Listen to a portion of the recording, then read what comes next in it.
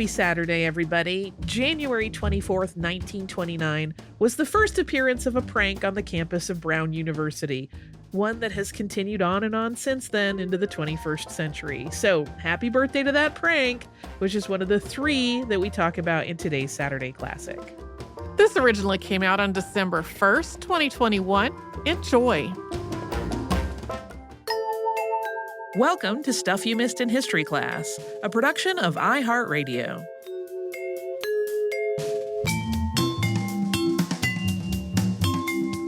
Hello and welcome to the podcast. I'm Holly Fry. And I'm Tracy V. Wilson. So, not too long ago, Tracy, I was looking up another possible episode, which will go nameless in case it comes up, because I still might do it. And I stumbled across a list of historical pranks and hoaxes. And we've covered some of those before, but some of these were new to me, and it got me thinking about such things and whether any one of them might make another good episode. But really, the ones I was most interested in are a little bit shy of having enough information to be an episode all their own. So today I grouped a few together. If you are listening, you may be wondering, why not hold this until April Fool's Day? That seems like a perfect match, and it is. But here's the answer. It's twofold. One, I just didn't want to.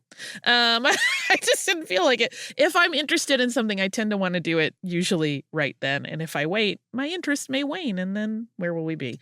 And 2, I will confess to everyone now, I'm not the biggest fan of April Fool's Day. Here is why. It's a little bit of a snooty thing. It always feels a little bit like an amateur hour of irritation pranks. I don't like that. Which is not to say all pranks are bad, because some of them are very clever and legitimately fun. And there are things that happen on April Fool's Day that some people do that I really love. But 2 of the ones we're covering today are actually pretty delightful, and one was an April Fool's prank. One of the ones that we're talking about today would have left me in a full-blown rage if I had been a part of it. But all of these pranks are fairly legendary, and they're all quite different. So you're going to get a smattering of things. So we've got a joke that kind of became a living legend. We have a large-scale prank that created complete havoc. And we have a televised hoax that reminds us all of the importance of critical thinking. So first of these 3, on January 24th, 1929, at Brown University, a notice was posted on the University Hall bulletin board that advertised an upcoming lecture. And here is what it said. On Thursday evening at 8:15 in Sales Hall, JS Carberry will give a lecture on archaic Greek architectural revetments in connection with Ionian philology. For tickets and further information, apply to Professor John Spaeth. So this was the birth of a prank seemingly with no end. From the beginning, there were doubters as to the identity and credentials of JS Carberry. Upon seeing this lecture flyer, one of Professor Spaeth's colleagues, Professor Ben Clow, is said to have inserted the word "not" into the text so that it read, "Carberry will not give a lecture." We should note here, too, that even in the documentation that you can find at Brown University, sometimes the word philology in that lecture title is listed as though it said phonology. Clow, which is also a name I've heard people say as Clough, because there's lots of ways to say things, followed up with Professor Spaeth to ask him what this was all about. And Spaeth had loads of details about Carberry to share with this doubter. Carberry was a professor of psychoceramics, the study of cracked pots. He had a wife named Laura, who was described as ungrammatical, and 2 daughters, Patricia and Lois. Patricia was a poet, and Lois hunted puffins.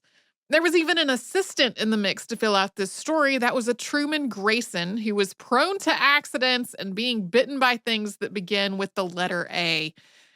This all just sounds like a description from a children's book to me. Yeah, it's all very silly right out of the gate, and clearly this was all just a bit of fun. But unlike the other pranks on today's show, Josiah's story did not fade or blow over. It grew. It became further embellished, and it became a 20th century legend. Of course, because of that legendary status, the Carberry story has not only grown, but it has also developed some inconsistencies over the years. For example, his birthday may have been in 1820. His career may have started in 1825. Both of those milestones have at times been attributed instead to that year that the flyer first appeared in University Hall, 1929. In May of 1929, the school paper reported that Carberry, who at that time was referred to as an expert in Indo-Ceramic pottery, was going to the Southwestern Arkansas Normal Institute as a loaner from Brown University.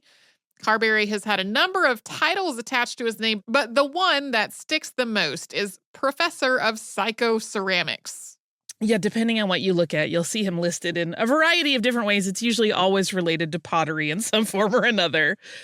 Over the years, there have been a great many lectures that Josiah S. Carberry was scheduled to deliver, only to have some conflict arise to prevent the presentation. But there has always been a very good reason for such cancellations. Primarily, that reason was his world travels to places allegedly like Turkey, Hawaii, or Mongolia that would keep him away. But travels or no, it seems that Carberry, whose middle name is apparently Stinkney, manages to be ever present at Brown in one way or another. Over the years, his family has produced a great deal of correspondence and placed so many notices about their various doings in the paper that the Providence Journal banned them completely. Yeah, there's apparently a kill order that if the name Carberry comes up, not to run it. Like it's not real. It's like maybe like no more coin hoards, except Yes. those are real. In 1955, Carberry sent a check from his travels abroad in the amount of $101.01. And the accompanying missive indicated that that money was intended to set up a memorial fund for his, quote, future late wife, which should be named not after her, but should be called the Josiah S. Carberry Fund. That $101.01 was seed money.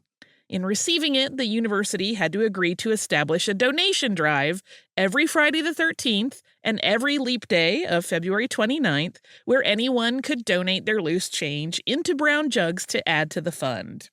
That money was to be used to purchase books that the good professor might or might not approve of. It has been used to purchase things. You can find a list of them, the Brown University Library site. In 1992, Carberry also wrote a cookbook, the Carberry Cookbook From Nuts to Soup. It includes contributions from other people, but he was the primary editor, and the proceeds of that were also to go to the Carberry Fund. It contained recipes for such delights as chocolate icebox pie, shrimp in beer and stuffed camel, and boiled water. Chocolate icebox pie is a real thing. Yes, and that came from a contributor. Shrimp and beer you can find that recipe online, and it's basically like dump shrimp in beer. No Cook thanks. it. Like, all right.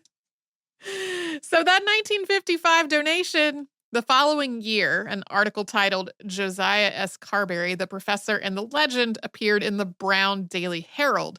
And in it, the return address of this famed initial donation to the Carberry Fund was exposed as being the New Hampshire State Liquor Store.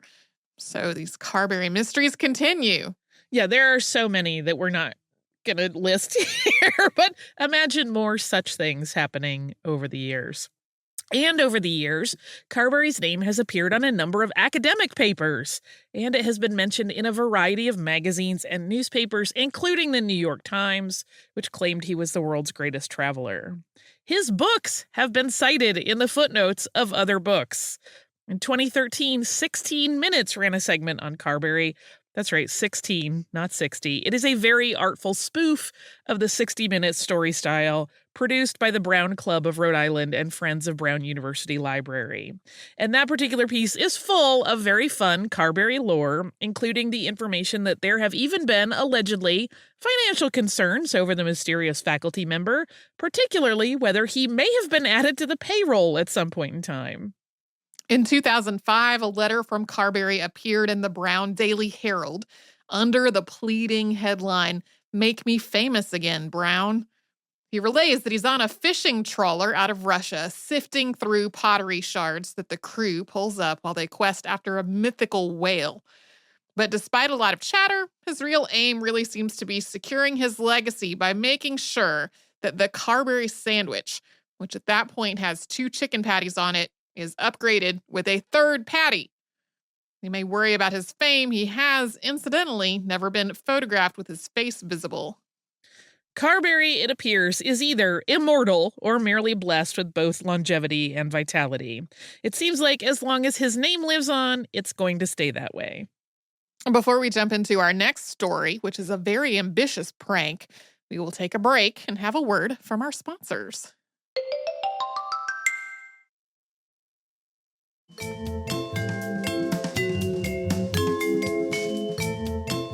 So for this next one, the street that the hoax took place in is what gives it its name, and that was at 54 Berners Street, London. On November 27th, 1810, starting at 5 a.m., Berners Street became so overrun with visitors and deliveries to the residents there that the entire street became gridlocked, and the blocks surrounding the address were also jammed to the point that passage was impossible. And that whole mess was the result of a hoax that started with a bet. So a quick note on the dates here. Write-ups about this from the 1840s have put this hoax as happening in the year 1809. You'll see that repeated a lot, but searching through newspaper archives online, all the contemporary write-ups about it are from 1810. And the architect of this whole thing was a man named Theodore Edward Hook. Hook was born on September 22nd, 1788, so he was 22 at the time of the Berners Street hoax.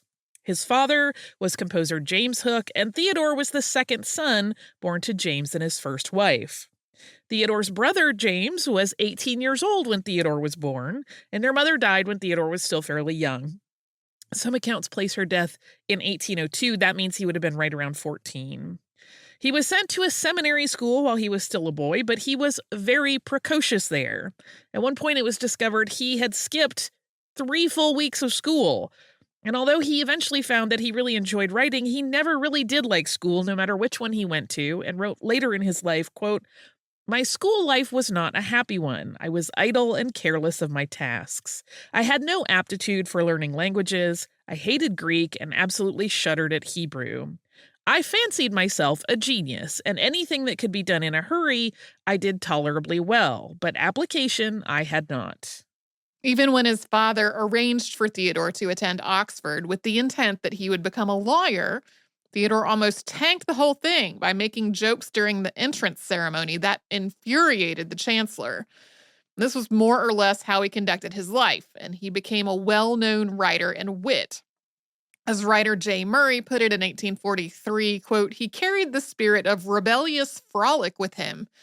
And we're giving you all this biographical information to set up who the sort of person was who would pull this particular type of involved prank. In the book, The Lives of Wits and Humorists, written in 1862, author John Timms put it this way, quote, "Sheridan, as we have seen in the present volume, had a great taste, we may say, constructive skill in hoaxing, but he is far exceeded by Hook. He was known to do things like order a coach with a friend and then stage a fight as they got close to their destination. So then he would jump out of the coach and leave his friend to pay the fare. He did a lot of fare dumping as jokes." Yeah, I don't think that's so funny, right? Let's stick your friends with the bill as a joke over and over. He did a lot of that. Humor's subjective. One day in November 1810, Hook, it said, was strolling down Berners Street with a friend and noticed a house which is described in accounts as, quote, "particularly neat and modest in appearance." It belonged to a shopkeeper's widow, and for some reason, Hook got an idea. And he is said to have turned to his friend and said, quote, "I lay you a guinea that in 1 week that nice, quiet dwelling shall be the most famous in all London." When his friend took the bet, Hook went into action to make sure he would win it. Over the next 4 or 5 days, Thomas Hook wrote 1,000 pieces of correspondence. These were orders to all manner of tradesmen stating the need for services, all of them to be scheduled on November 27th, and all in a short period of hours.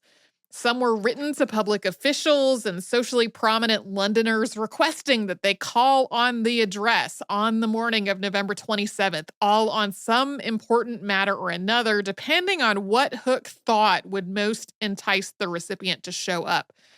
For example, one note, which was reported in the papers, read, quote, Mrs. Tottenham requests Mr. Blank will call upon her at 2 tomorrow as she wishes to consult him about the sale of an estate. Yeah, presumably those names were left out so that people would not be harangued for having fallen for this very silly prank. And in addition to sending all of those missives out, Hook rented a room across the street from Mrs. Tottenham's and sat with two of his friends watching the whole thing play out. There are some inconsistencies with this story right out of the gate because Hook himself wrote about it, but it's not known what degree of license he took with the material. In his version, for example, he says that this happened in 1809, and he indicated that he and his friends had worked out the plan over a longer period than just a week. But the question that never gets answered in any account is why Hook selected that particular house. There's been some speculation that he had some kind of disagreement with Mrs. Tottenham or that one of his friends did. But there's also precedent in his behavior that he just did a lot of things with no specific motivation at all. It's entirely possible that he saw what looked like the most boring house on the street and he decided that was a challenge. Now, we mentioned at the beginning of this story that this shut down all passage in the area, and that cannot have been a surprise. Hook knew that the nature of the street layout was going to cause a jam because there were not as many connecting points in the city at that time that would allow you to pass through. So according to an 1843 write-up of the affair at the time, quote, Oxford Road was not approachable either from Westminster or Mayfair or the city, otherwise than through a complicated series of lanes. It may be feebly and a far-off guessed what the crash and jam and tumult of that day was. And that's because Berners Street kind of connected up to Oxford. It was one of the few connections. And in fact, Hook himself later estimated that this whole thing had impacted about a quarter of the town. In short, it was an abysmal mess. The Morning Post ran a story about what had happened the next day, opening with a line that must surely have delighted Theodore Hook, quote, the greatest hoax that has ever been heard of in this metropolis was yesterday practiced in Berners Street, Oxford Street. The paper describes a dozen deliveries all arriving at once. And that's really like the light version, because this did start first thing in the morning with a chimney sweep. And the woman of the house, Mrs. Tottenham, had not ordered a sweep, and so that person was sent away.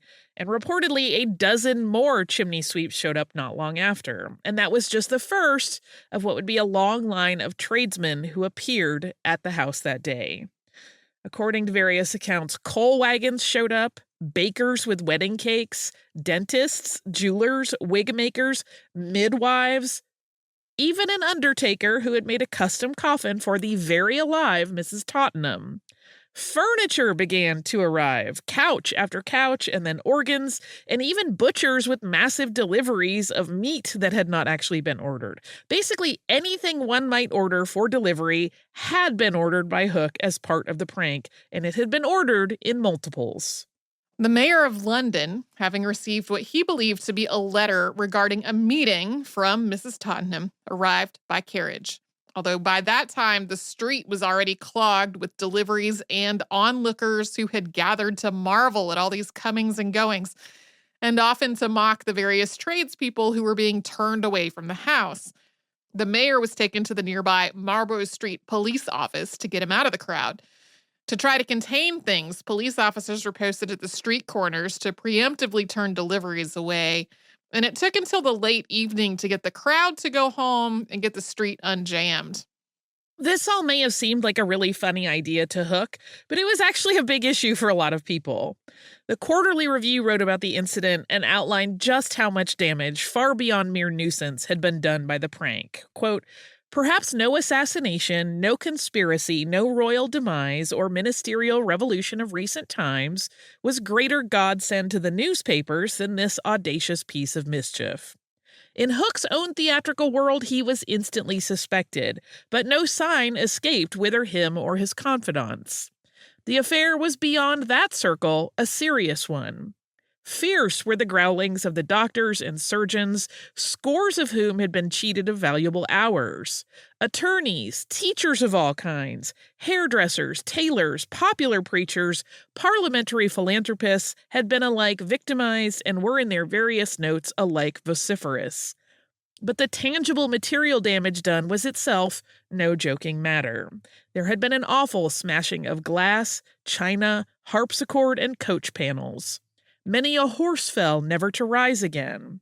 Beer barrels and wine barrels had been overturned and exhausted with impunity amid the press of countless multitudes.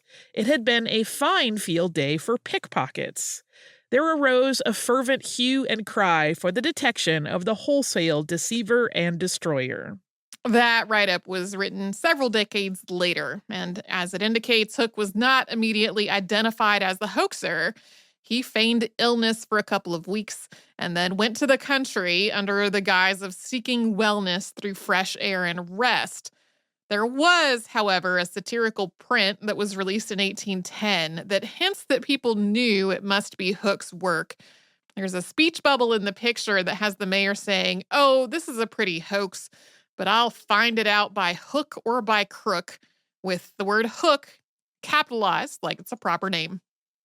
As the news of this hoax hit the press, similar copycat pranks started popping up around England and even some in France. And Hook was apparently miffed by the imitators and wrote as much as his autobiographical but fictional persona Gilbert Gurney, intimating that anyone doing the same prank after him was a plagiarist. He later wrote, "Copy the joke and it ceases to be one. Any fool can imitate an example once set, but for originality of thought and design, I do think that was perfect." Hook, who of course won his bet, does not appear to have been sobered by all the trouble that he caused.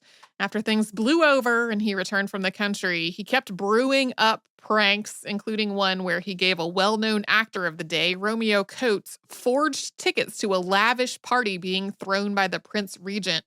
As for Mrs. Tottenham, there's not much information on how she recovered after what must have really just been an exhausting and confusing and infuriating day. I would have set something on fire, but the third hoax on our list is, in fact, my favorite, and it is not nearly so stressful to think about as the chaos of Berners Street.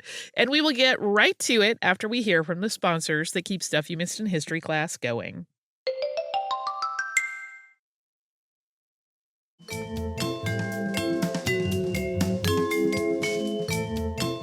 On April 1st, 1957, a short film ran on the BBC current events show Panorama titled Spaghetti Harvest in Ticino. It explains how the early spring had resulted in, quote, an exceptionally heavy spaghetti crop in Ticino, Switzerland, which is right on the border with Italy. According to the segment, which ran less than 3 minutes, quote, the last 2 weeks of March are an anxious time for the spaghetti farmer. There's always the chance of a late frost, which, while not entirely ruining the crop, generally impairs the flavor and makes it difficult for him to obtain top prices in world markets. This informative piece continues, explaining that Swiss efforts at growing spaghetti are quite small compared to Italian spaghetti agriculture. And it makes references to the vast spaghetti plantations in the Po Valley of Italy. All of this information is conveyed via a voiceover as the camera pans over these idyllic scenes of women harvesting spaghetti from the trees, that the spaghetti dangles from the branches before it's plucked. The pesky spaghetti weevil, according to the narration, has disappeared, and that has led to a bumper harvest.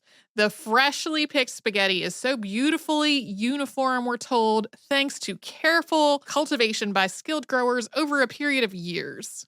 And the voiceover of this short film was Richard Dimbleby, the host of Panorama, and he is earnest in his delivery throughout. It is very convincing.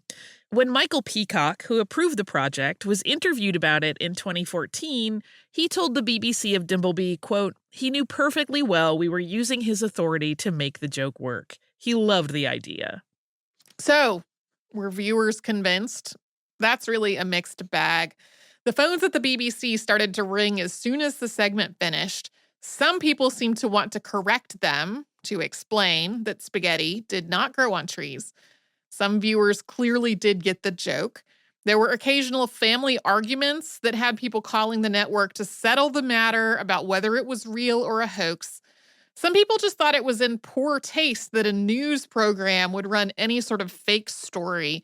And a handful reportedly wanted to know if there was somewhere they could purchase spaghetti trees. Eventually, somebody had the idea to have the operators at the BBC continue the joke with gullible callers telling people who wanted their own spaghetti tree to place a sprig of spaghetti into a tomato sauce tin and, quote, hope for the best. If I were a kid and I was told that by an operator at the BBC, I would 100% be doing it.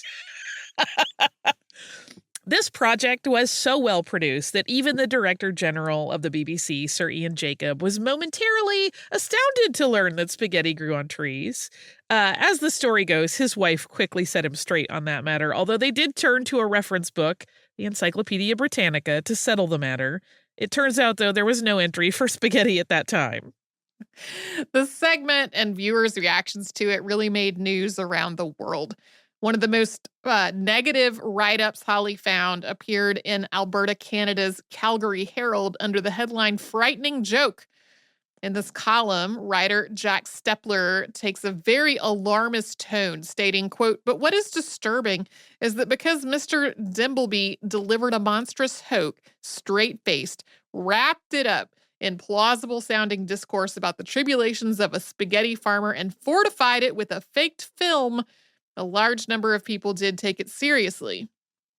He then goes on to say some pretty racist and xenophobic things, basically along the lines that if Britain's smart and informed public can be fooled by such things, how can less educated people in other countries ever discern truth from fiction, especially when it's delivered in such a serious manner?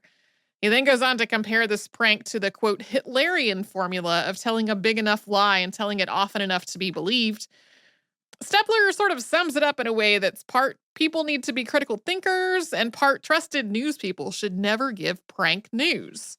Yeah, it struck me as a little startling that he went right for a Hitler comparison. And I'm like, it wasn't like they aired this over and over to try to convince anybody. It was like 2 minutes and 40 seconds once. Right.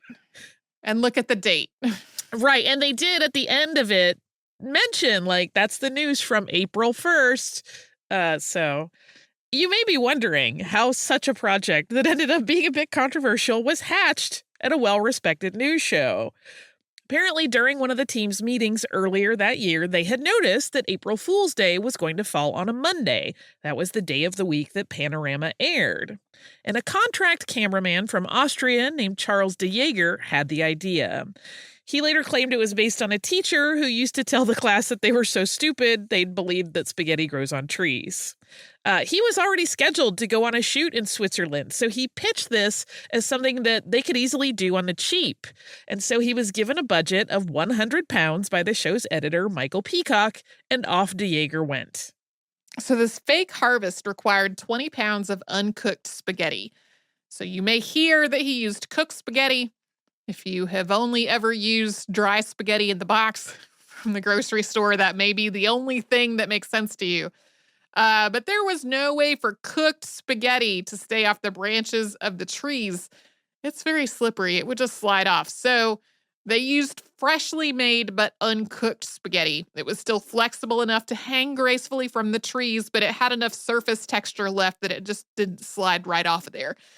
But it also meant that it had to be kept just moist enough throughout the shoot. So as they prepped different angles, they would keep the spaghetti damp between damp cloths. Yeah, if you've ever handled like fresh pasta, you know it's got some bendiness to it. Yeah. But it does pretty quickly start to harden up and not be quite so pliable. So And it's definitely not like when you try to scoop out your spaghetti that's been cooked and it just slides through your serving utensil. Yes. Lake Lugano on the border between Italy and Switzerland was the location for the shoot, and locals were asked to harvest the spaghetti. They also got dressed in like Swiss national costume. They carefully draped it into wicker baskets like any other harvested tree fruit might be handled, and then they staged a drying setup where these, quote, freshly picked noodles were left in the sun. There is also, of course, a scene at the end of this mini documentary showing the people enjoying their harvest. And that was actually also the cast and crew wrap meal, which they filmed to use in the final production. Once the footage was back at the BBC, producer David Wheeler wrote the script for it. Like Peacock, he credited Richard Dimbleby with being the most valuable asset they had in pulling off this stunt. In 2004, he said, quote, he had enough gravitas to float an aircraft carrier. Although the reaction had been mixed and had perhaps made some of their viewers feel foolish, the people involved have pointed out in several different interviews over the years that this was a time when fresh spaghetti was really only just being introduced to most households in Britain, and really kind of pasta in general. Up to that point, canned spaghetti was kind of the most common way a family of the British Isles might encounter it, so maybe they didn't know where it came from. Despite the whole dust-up around it, Sir Ian Jacob wrote to de Jager to congratulate him. Quote, the spaghetti harvest was a splendid idea, beautifully shot and organized. This item has caused a great deal of delight one way and another. Over the years, the hoax has been revisited by the BBC as one of the earliest examples of television pranking. And often coverage of it has included interviews with some of the people involved, some of which we've quoted here. In 2004, when he was interviewed about the prank as like a look back, producer David Wheeler said, quote, we were criticized for doing it, but I had no regrets about it at all. I think it was a good idea for people to be aware they couldn't believe everything they saw on the television and that they ought to adopt a slightly critical attitude to it. And I chose that one because it seemed germane to our lives today. Well, and having worked on the internet since, 2003 or something like that? And having seen the long arc of companies writing fake April Fool's Day articles and making fake April Fool's Day products, I feel like that's fallen off a little bit. Right. In more recent years, people got kind of tired of it. There's still some places that have like their tried and true April Fool's Day event that people seem to still enjoy. But this is an example of that that's a little earlier than, I imagine it from my own time working for a website. Yeah, I mean, this is sometimes pointed to as being like the first televised prank. Mm-hmm. Not everyone in Great Britain had TVs at the time. The estimated viewership was in the millions, though, so it was a significant number of people. But yeah, it's at that point, maybe they had not come to that idea that like we should question things that show up on television. And I will say, you can find it online. It's really easy to find this footage. If not for the absurd subject matter, you would 100% believe that it was a documentary. It's filmed so perfectly. Nothing about it reads as campy as at all. It's definitely very much like played as straight as can be. So I suppose if you were not familiar with the production of pasta and, maybe had only been watching that news program for a bit and trusted it completely, maybe I would be, listen, if there were a spaghetti tree, I'd buy it. Spaghetti squash is good, but not quite as delicious. Mm-hmm. I'd be in.